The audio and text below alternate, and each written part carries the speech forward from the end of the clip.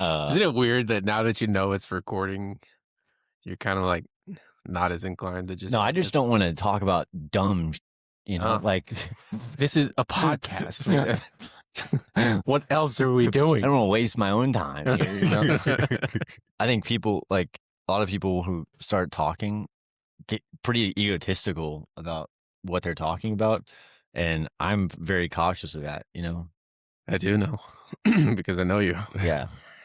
I think it's definitely a good thing to keep in mind because it's easy to get on a rabbit trail or a tangent and like start with good intention and then you just kind of get further and further in a certain direction. So I mean, I think it's a good thing to have in mind for Yeah. sure. Um, but yeah, in terms of it is cool looking back on the like 4th grade. Well, I think I met you in Houston, the 3rd grade, when you had 2 broken arms from Yeah. a motorcycle incident. How did you wipe? Krista, With a shout stiff out. elbow. But going from that to I think you didn't shadow me, but you came to Regents and hung out, and then 6th grade, and then high school, and like we were in different friend groups, but in the same. And then high school, junior year, that's when our group really like more came together, and I don't know, that kind of kicked it off. Mm. So then we started dating the same girls, and I was always one step ahead Not at of the same him. time. But Good clarifier. but then he went through a breakup, and then I went through a breakup, and we played Fortnite religiously freshman year of college together in different schools, and he walked me Boomer. through some pretty bad stuff, so it was cool. Yeah, it's one of those like it's one of those things where like going through it, it feels like you're just at the bottom of the bottom. Mm. But then when you have a buddy that goes through it also and you're like able to kind of relate because we went through very, very similar situations. And it's kind of one of those where it's like, oh, yeah, that kind of was the bigger idea of this. And yeah, it's cool to be able to relate over things that you wouldn't expect to be able to relate to, but it turns horrible experiences into definitely a big positive. Yeah. Friendship. And a lot of Fortnite. Yeah, a lot of Fortnite. Yeah. I told Luke this earlier. I'm curious what you'd say about yourself. Because I was like, I can't picture Chap mad or upset. No, I think the verbiage was, I want to push Chap to be mad. I may have said that. It's not that I don't get like mad or annoyed at things. Like I feel like I naturally am a pretty like laid back person, as we're both aware. It's not that I never get angry or mad or worked up about stuff, but I feel like I definitely just like keep it inside. Mm. You know? Yep. You're good at that. Yeah. But then again, I don't think either one of y'all have ever neither one of y'all have ever done anything that would like actually make me mad though. Well, I get close. When's the time that I've actually pushed you to get mad? yeah, that's a good Emma question. Long and Arkansas, both on a dirt bike trail. Luke's seen me mad, but I was just mad at nature. Oh, Yeah. okay. So it's not people, it's against Mother nature. What was that? I taught the silent woods a few new words. I'm sure you've never heard those words. Or the combination of those It was okay. For perspective, it was like this. It was a pretty steep, like maybe 100-yard hill climb. It was just like in a narrow little trail that was full of big rocks, but you couldn't see them because it was all covered in leaves because we were in Arkansas in the fall. And I made it most of the way up, and then I stalled my bike because there was a rock under a tree that just under leaves that stopped me. And then it was super steep, so I couldn't kick my bike to get it restarted. So I was trying to just push it the rest of the way up, but it was stuck on rocks, and it felt like it was 2,000 pounds, and I got quite flustered. We should go to at least. Moab, because I feel like from like a trip perspective, Moab 23 kind of kicked off a lot of the like Jackson Hole. It like reiterated that, and then also kicked off a lot of like I think our friendship kind of kicking off. Yeah. I definitely like kind of rekindled it, I would say. Well, you should give the spark notes for your idea of it and how it went.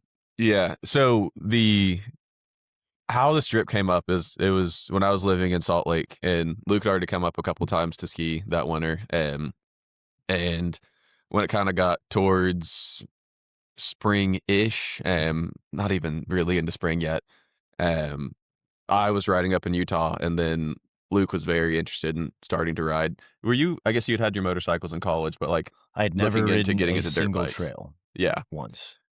So we had both watched a bunch of YouTube videos on Moab, and we were just like, dude, let's do it. Like, fly up to Utah. My old roommate from Tulsa, James, rode dirt bikes his whole life, so he flew in from Pittsburgh.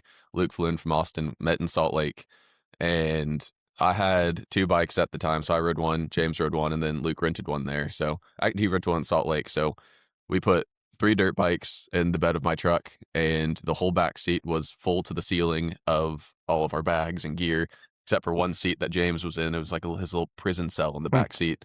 So we just did some YouTube research, watched YouTube videos none of us had been to Moab before. We didn't know what to expect. Just made a list in my phone of a bunch of trails and kind of plotted them out on Google Maps to see where they were. So we kind of drove down blind. We had a cooler of some meat for the weekend, had our sleeping bags, planned to sleep in the bed of my truck. And it was like, how cold was it at night? Cold. It was really cold. Yeah. Low teens. We were sleeping I was in an Amazon sleeping bag. But the idea behind it was just to, I guess, go out on a leap of faith on a blind trip to a place we'd never been and just see what happens. And first night we drove down, we slept kind of in this wash beside these sand dunes, and woke up, just went exploring. And after we rode, load up the truck again, drive to the next spot, unload, grill dinner, sleep under the stars, and then did that for a couple days. So it was, basically that really set, I guess, our outline for every trip after that, because we really never have a plan. We do minimal internet research, do a little bit of mapping, and just kind of see what happens. It's been a lot of fun. Yeah. In like riding trails for the first time, I had a near-death experience going up that in Cane Creek on that corner. Almost fell off a cliff, and I remember feeling so alive. And it was hard, but I kept hitting rocks and things I didn't want to hit. And I've said it a ton of times with our friends, but I pulled over. I was like, "Why do I keep hitting stuff, dude?" And James and Chapman just like looked at me like, I don't know. And I think on a whim, Chap was like, "Don't look at the rock. Like, look where you want to go." And I realized I was looking at the rocks. I kept doing that over and over. I would legit be going 20 or 15, like low mile per hour, and hitting things. And after that, it was like butter, like everything, and just skirted over it. And so I carried that into skiing, into running, now into personal life, business, like just a crazy change of perspective. But yeah, and the ruggedness of it is for sure the pull that we have. And that's kind of what's interesting about the transition to Bible study and Jackson Hole now is it's grown so much from that initial idea of ruggedness. And so my goal is to keep it in that ruggedness, but we have to have a plan now, and it's grown. We have an algorithm for like our van and costs and for the lodging and for food, and we have all this stuff built out now. And it's kind of hard because it does deviate from the original intended purpose, which is just to go out and have a fun adventure and not know what we're doing. So I think we keep to that with no schedule. We don't have like, we're going to do this one day. We go ski, go to the bars, do all that. But it is interesting to see, like with Bible study too, we have to have layouts, and we have to have, a central document that tells people where to go and what to do. So I think it's really important that because people do want to. We've had some people want to go more luxurious, and we've had people want to go to different places and all this stuff. But to stick to the original mission is hard, but it's also super fun. Yeah, because that's what makes it rewarding. Yeah. When you look back and you're like, that was fun, but that was also tough. I feel like there's a place for both too, because like especially with the ski trip, how it's grown to be 16 people now, really all in the Bible study, and like spending the week with the community is Hey. awesome. Because there's a lot of y'all that like I see maybe a couple times a week, whether it's Bible study or run or whatever. So it's great to actually get to spend 8 days with all the guys I don't see as much. Yeah. But, and of course, with that comes all the scheduling, the planning, the months of booking things and paying for things on a schedule and trying to figure out who's coming for X many days, which thankfully Ryan takes care of all that. But there's still like, for the smaller little unplanned trips, I think there's also still like an awesome spot for that too, where it's like our goal really is just to like get out of the regular daily life for a weekend where everywhere we camp there's no cell service. Our last one we barely made it back before the sun went down, and we were about to be in the middle of the national forest in the dark with no lights. Where? In New Mexico. Really? Yeah, we made it back 1 minute before sunset. They say that. Wow. He wanted it to get dark. I did not. Yeah, get harder. It was pretty dark when we got back. But yeah, I feel like there's definitely awesome things about both. The community aspect is great, but of course, yeah, it comes with some extra work. I think that's part of what makes the unplanned trips so freeing, is because we do very, very minimal work. We just kind of go and see what happens. Mm-hmm. Yeah. I like the biblical tie into the not knowing what you're going to do. Like, you might be able to tell me differently, but it sure seems like when I read of Jesus's walk through Jerusalem and all of Israel and sharing his ministry, it seems like he didn't have a ton of a plan, and he would stop and talk to those in need, and like that application part of it, not having a schedule, the people that we meet, the things we've gotten to do along the way, it feels like every part of it is God woven. From, I mean, going to see the crazy what was it, telescope in New Mexico, Yeah. to our adventures with your flat tire on a dirt bike in Cloudcroft, to Moab with, I mean, building a bed out of sand. Like it's just crazy looking back. So Yeah, and the stories you get from that are great. Jesus, like, obviously in his God sense, knew what was coming, what he was going to do. But in the human sense, which is the real mystery, because he's both, without, not like he didn't shed either. He's still God, but he's clothed in flesh. So his deity knew everything, as he always has, but humanly, he's like, I'm walking where the Father says and going with what's in front of me. So that's where his come and see line shows up over and over again, because the disciples around him are like, what are we doing? Where are we going? Why are you talking to that person? Why are you going to let this Samaritan lady touch you? Like, just gotta come and see. Come and see. Come and see. And that's what's cool about following him, is life change happens, and you don't know when or exactly what it's going to look like, but you come and you see, and you sit around the campfire with friends and talk about what he's done, and that gets you excited to get up tomorrow to watch him do it again. So there's certainly a spiritual application to these trips, and you guys are pioneers of some fun ones, so be encouraged. I like the phrasing, pioneers. Pioneers. So on the mindset, like on our run today, we decided to go run and work out.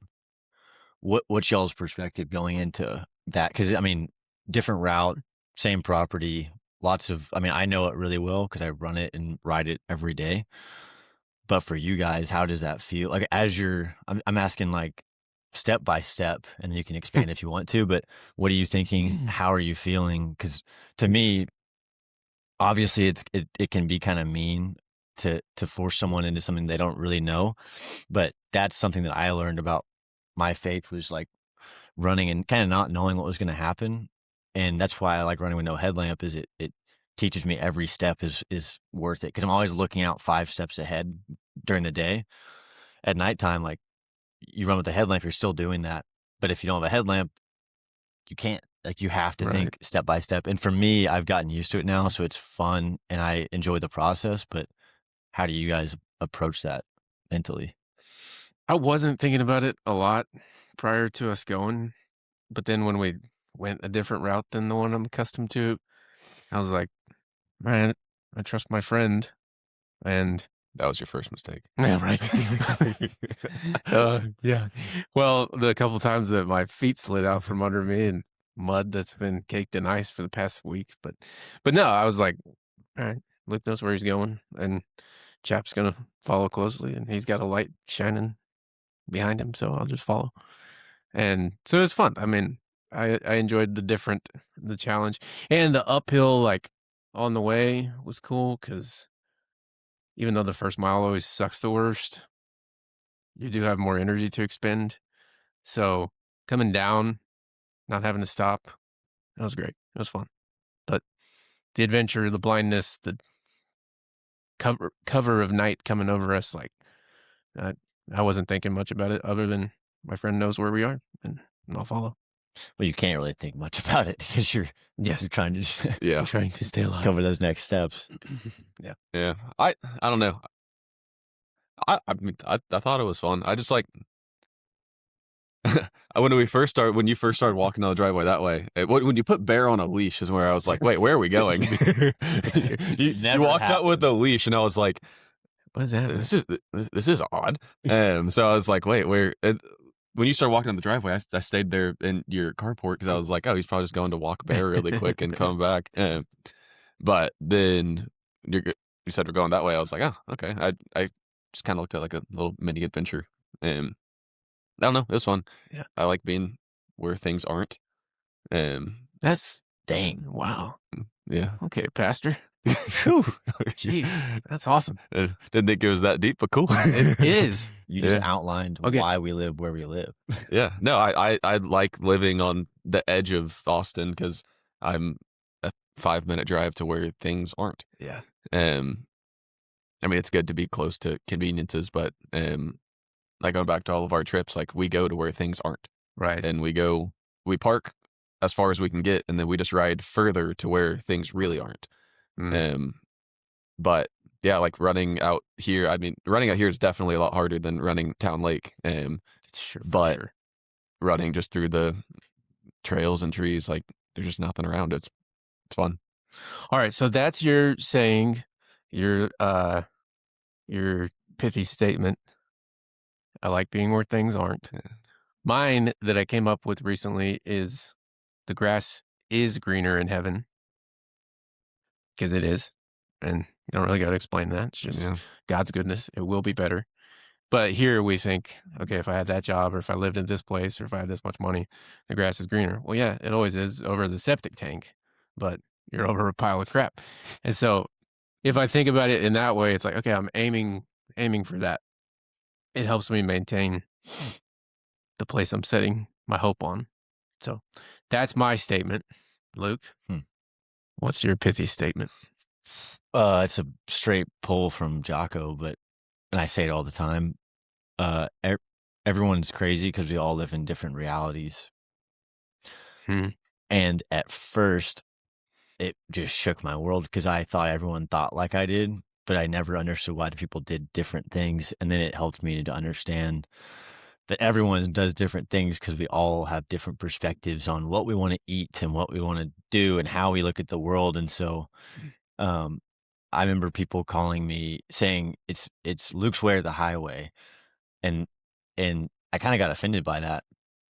Now I wear it with pride because for me it works, and it creates a lot of vulnerability for me knowing that because I've always been pretty vulnerable, but being extra vulnerable allows people to see how I live and how I think, and how I move, and if they want to align with that, they can. If they don't, then they'll tell me, and then I get to learn Mhm. about better ways to do things. So, but then the spiritual aspect of that, which has only kind of landed recently, is that if we are all crazy because we all live in different realities, God and His Word brings all that to a close. It brings us all to one central reality, and that's been just like kind of wrecked my world because it just shows the true sinful nature of all of us every single day. Even believers that I look up to and I take advice from, I see that they live differently, and so when we do align, it's for the most part it's backed by the Word. Yeah, it's awesome. I think that is like the good grounding thing about community because I mean, sure, we all have our little niche differences and kind of like our daily life and all, but us as believers, if we just go out into the full on secular world, like, yeah, people do think we're crazy and we think that they're crazy. And all of a sudden that just kind of puts a division between everything naturally. But with the community of like minded people, you don't feel alone or crazy anymore. Like, sure, there's random things that I do that you don't, or different like workout regimens or what we eat, or kind of those small things you said. But on the greater scale, it's a lot more assuring to realize that there are a lot more people like us than we think, at least from the high level. Um, Hmm. but yeah, Yeah, another saying that I think our group does super well. Almost every single guy. I forgot who said it, but it's lead and be led. And a lot of like the secular world, people kind of lead their own lives. The cool part about our group is that we lead each other. Yeah. We also get led by each other because we're all running towards Jesus. In most full senses of the word. Yeah. So That's good. Because I was trying to put language to that idea recently in my own thinking, and what was it that I came up with? Like, rather than, because it's easy to, when you're in close community, um, to be like, as Luke's way or the highway, and so it's easy for us when we know each other well to be like, I'm gonna point out the things that I don't like, but there's a place and a time where that's appropriate if people want it, or if it's sinful, you confront it. Like, but for me, I was like, okay, what if I shift my knee jerk reaction, which is to be annoyed by people, to rather, no, I want to be as steady and temperate as Chapman is because he doesn't let things shake him. And if he does, it's nature and nobody beats that. Or I want to do things the right way and the hard way and not take the easy way out because I'm going to learn and be better from it. And I want to challenge myself because I'm my own worst enemy. Like, I learned that from you. So I'm just actively trying to think in that light. And it may just be me that's a pessimist. Like, everybody else may be there already. But I'm like, no, I want to think about the best things about people. And when I talk about you, I want that to be the first thing I say. Like, man, I learned so much from Chapman. I learned so much from Luke just by being around him. Because then when you're talking to people that aren't in your group or that aren't in your tradition of faith, you're like, oh wow, these people, they love each other and they care about each other. What's the source of that? And then you got to lay it, share the gospel. So yeah, Zach Smith and I were talking about it last night on the way to Bible study about pretty much that exact concept. And I was telling him how for up until I was like 23, I mean, even still I struggle with it, but just the feeling I get with gossip, you leave a bad taste in someone else's mouth and you leave a bad taste in your own mouth. Like I always walk away, even if it's like a slight, just a little bit, you just don't feel good. And there's been a bunch of mentors in my life and just around us. One right here in Drip that pretty much you can't get bad stuff out of him. He only speaks positively about people. And it's almost frustrating at times because you're like, are you real? But he's the most real. He's been through every form of life to get to that point. And so to get to realize that now is vital. Like most people never get there. I think the every year we age, we get more and more cynical because we realize how messed up the world really is.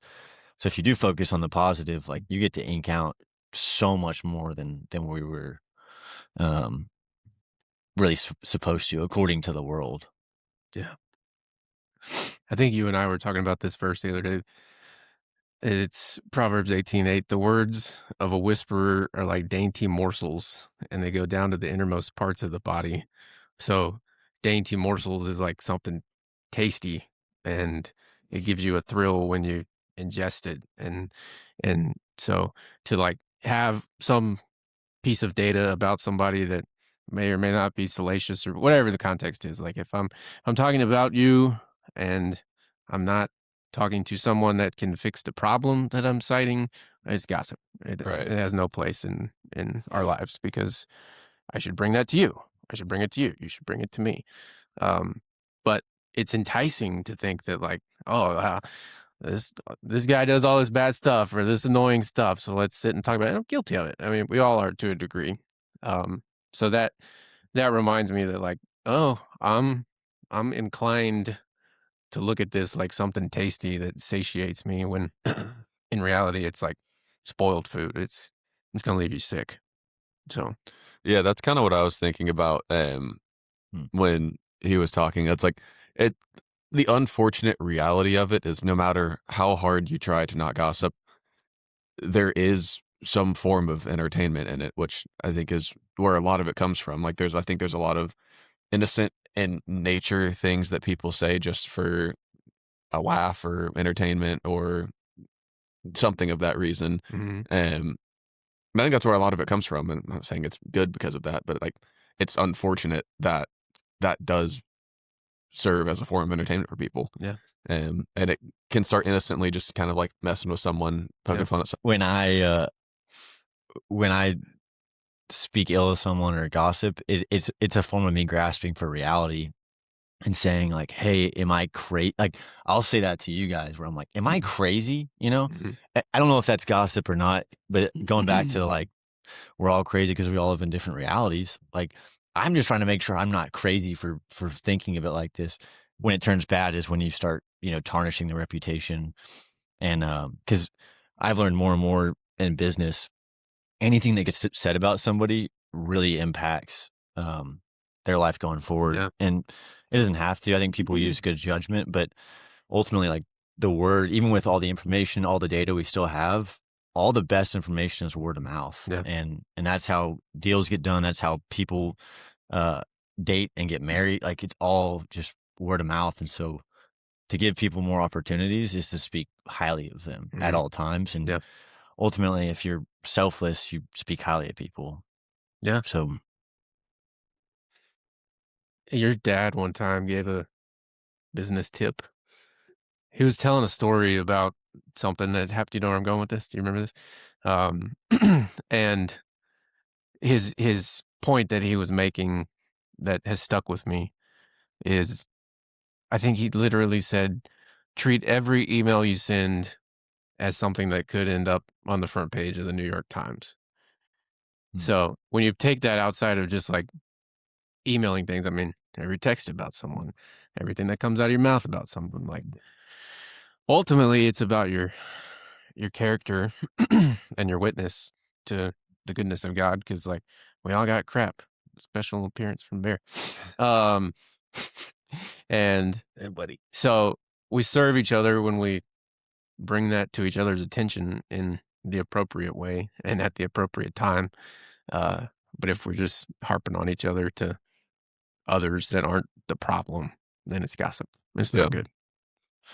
yeah, I implement that in business all the time. I will bring up something or somebody in hopes that they'll speak highly of them or not say anything at all. And the second that someone goes south on it, I get a flag raised, and okay, I like it just tells me exactly where you're at. Um, but I think it's pretty important too. Mm. Yeah. Yeah, I think it's important to also look for it just from like a more of like a self-reflection perspective. because what you tell other people helps them form an impression of you. Yeah. It's kind of like a more, I guess, overview version of what y'all were talking with, even emails and texts and everything. But how I talk about one person to somebody else, there's no reason for them to think that I wouldn't say something similar about them to somebody else also. Sure. So which I never really think about, but it's like, I feel like gossip can easily erode trust in people also, just because, I mean, you're already going behind one person's back to say something. Yeah. So, I mean, it would make me much less inclined to want to trust somebody with something else, because who knows what they'll say to somebody else. Right. It also encourages creativity. I mean, the default that we have to go negative about anything and anybody is so easy, but so easy. But the second you try to get creative and get positive, and like, we live in a sinful world with sinful people, that is hard. So that's what's been fun for me, which I've realized through working out. It kind of changed my perspective on my words. Yeah. Well, yeah. What did I tell you last night?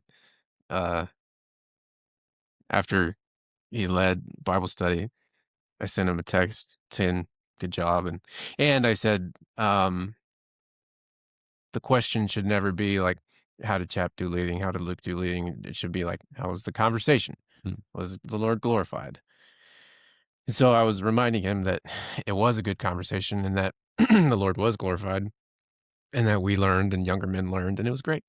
But Luke was saying that he felt pressure and kind of like a spiritual heaviness with preparing to lead. So he was processing through that and asking questions about like, well, why is that? Because it makes sense if you're doing well yourself and if you're pushing others to do well, the target on you is going to be a little bit greater. So I think what I said was remember that and like have grace toward your pastor, your friends, like anybody that's a believer, because if you're walking with them, the powers and principalities that exist are warring against you. And so if we're willing to fix things, if we're willing to humble ourselves and like change our path or change our ways that are sinful, like, yeah, then we need to have hard conversations. But um, when you have them or when you bring that to somebody, do it from a place of gracious understanding, because it's like, you may just be blind in that area. You may not know. And if you do know, because we've told you a gazillion times, then it's a different conversation. But even still, like, give people grace, because we're prone to mess up. We're prone to forget, prone to screw up. So, Yeah. And a good metric for that I got reminded of after our conversation is, do people gravitate towards you in any capacity? And if they don't, it may not mean you're on the right track or on the wrong track. But even in our ski trip or our Bible study, we've had conversations where, as a group, we're like, where are we at? We're trying to figure this thing out. But the metric is, are people getting closer to Christ? And that's usually measured by how many people show up. We never talk about numbers, and I love that. But it is a good reminder that through all the battles that we fight day to day or mentally or anything, that if people are being coming alongside us, like, they're just as interested as we are. And so the big thing for me, though, is not holding that power and saying, like, I've made it, and keep fighting and moving on and forward. And I never want to become that person that's like, yeah, like, look at it, yeah. So I think that's the fight between like big group and small group and like all these decisions we've had to make, but makes it really fun. Yeah. You've had a big part in that. Remaining pretty humble too, though. The question is random YouTube fascination. What are you currently ingesting? I can go first if you guys need a minute to think about it, since I prepared this. But if you're ready, rip it. I'm not, and I'm talking about like the Beach Boys or Sea Boys or whatever you guys, and stuff like that. or even just a random thing. Let me go Yeah. because No, then you'll I get got a you, yeah. framework. Because mine is yours is Modelo. Just kidding. You're more of a White Claw man. Ow. Whoop. You're done kissing his Doing a ass. Lone Star Modelo. or a Topo. This is a very spiritual podcast, guys. No, you're rejecting the booze. This is good. Yeah. This is good. Miller.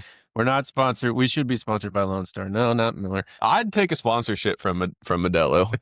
I'd take one. Modelo and breakfast tacos Yeah. will land you in a Cool off with a Nestle. porta potty Yes. or potties. Yeah, dude. Wouldn't have made it to the porta potty. All right, so Got mine, that. I drift in and out of this, but I always find myself on this. Beehive removals. What the hell? I know. That's So insane. Ryan will No, it's appreciate not. this. There's a lady in Austin.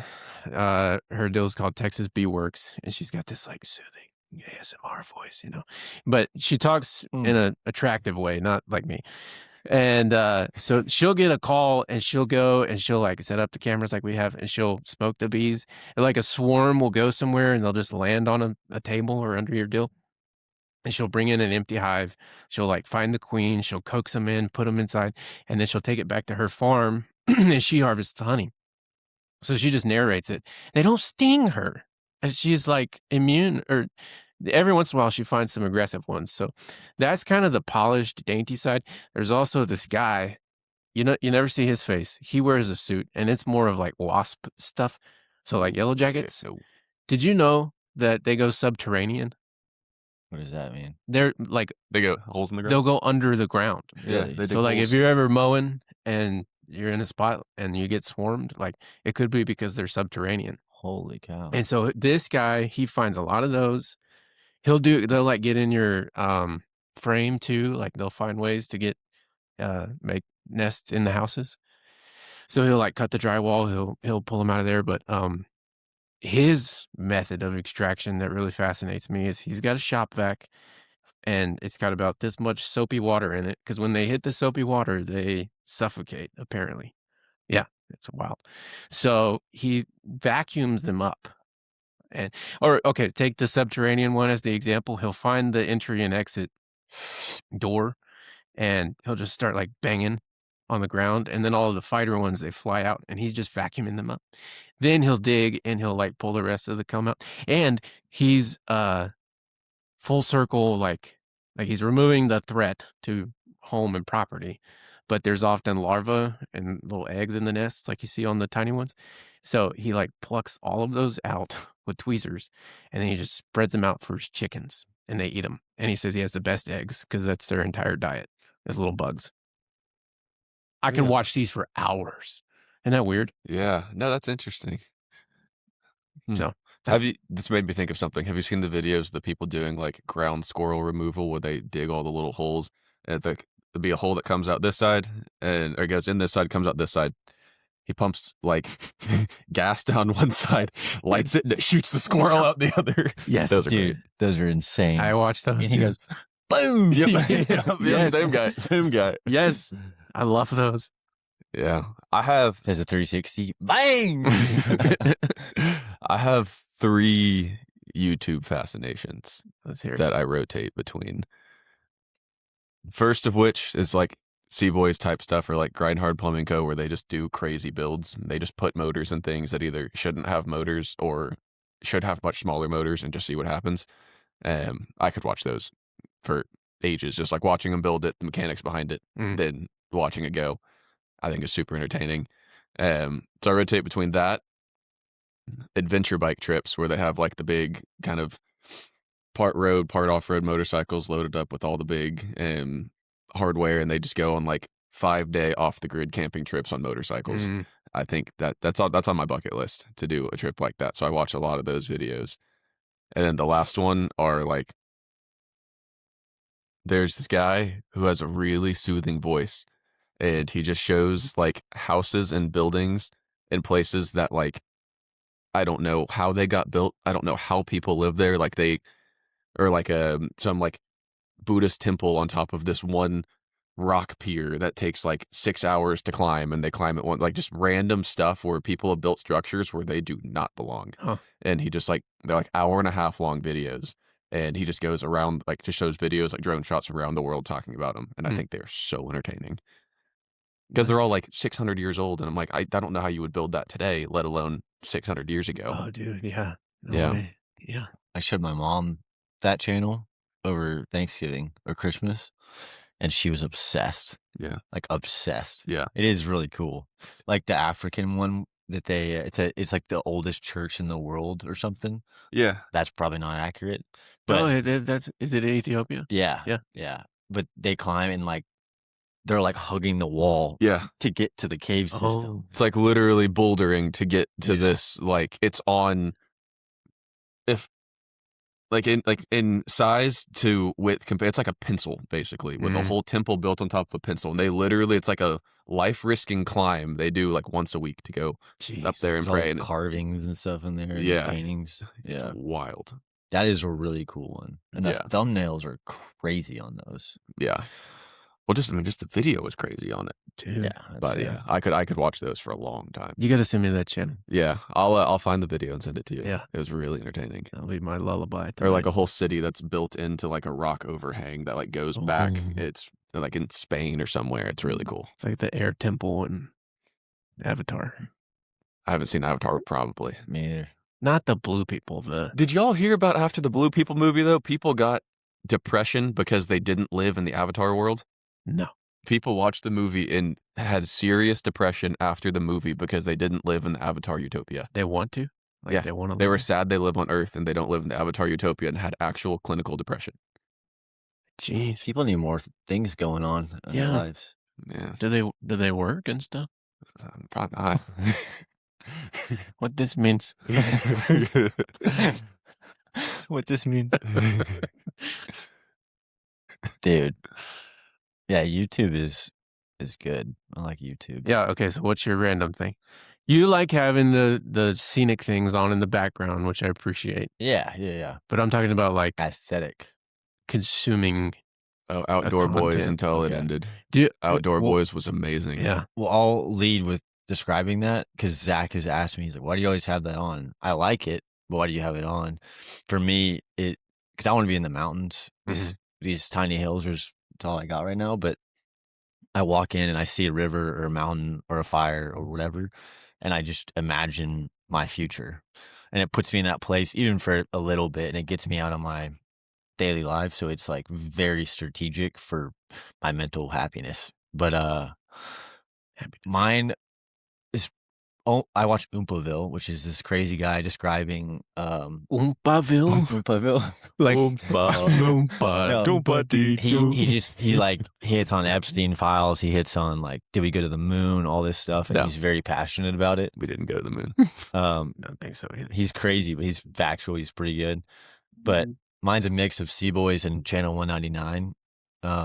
Both are the same themes. It's like heavy community in a place with lots of activities, which essentially is how I have always like designed our houses. My dad started when I was young, and he always said, I want our house to be the hangout house. Mm. I don't know if that was for me or him. I think it's probably both, but that's what I've adopted throughout college and then here. And so Channel 199, like he's got a pit bike track. Travis Pastrana is one of the greatest dirt bikers to ever live. One of the greatest action sports Yeah, athletes action to ever sports. live. Yeah. Hmm. Period. But he puts all his money, a lot of his money into the activities he does, and he develops people. Like right now, Banksy's probably his number one guy. And that dude's just this like small town hit kid that just amazing. And he gets to get mentored and hang out with Travis all day. And Travis is this multimillionaire. He's made a ton, has plates all over his body, but he still gives back to people. And he wants to develop people into the best versions of themselves through activities. And so that Seaboys, it just inspires me. Like every day I'm like, oh, I want, even if it's just for me, And so from having pool tables to fire pits to dartboards, dirt bikes, saunas, all that is just gathering places. Like tonight we've got 8 cars here, and it's a Thursday night. We worked out, they're watching TV, Zach's working, Caleb's got the flu, but I know I always put my eggs in one basket when I was growing up, which always let me down. So now I diversify my portfolio.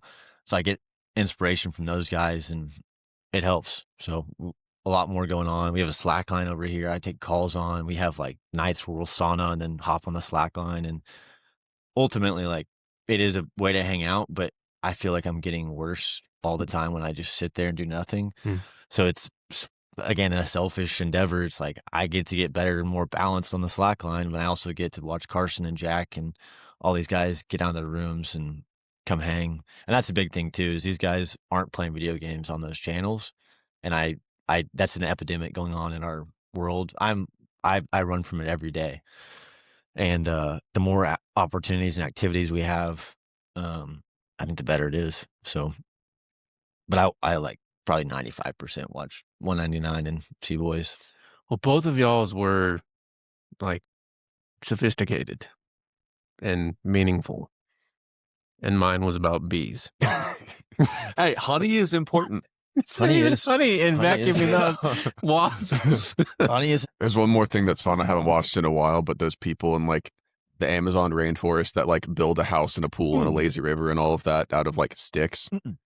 You never seen that? Where it's just a time lapse of them making like Yeah, a luxury apartment with a pool and all of that. out of the clay and the Yeah. yeah. I haven't watched those in a long time, but I used to grind those. Those are entertaining. Yeah, I like anything that involves like the outdoors, really.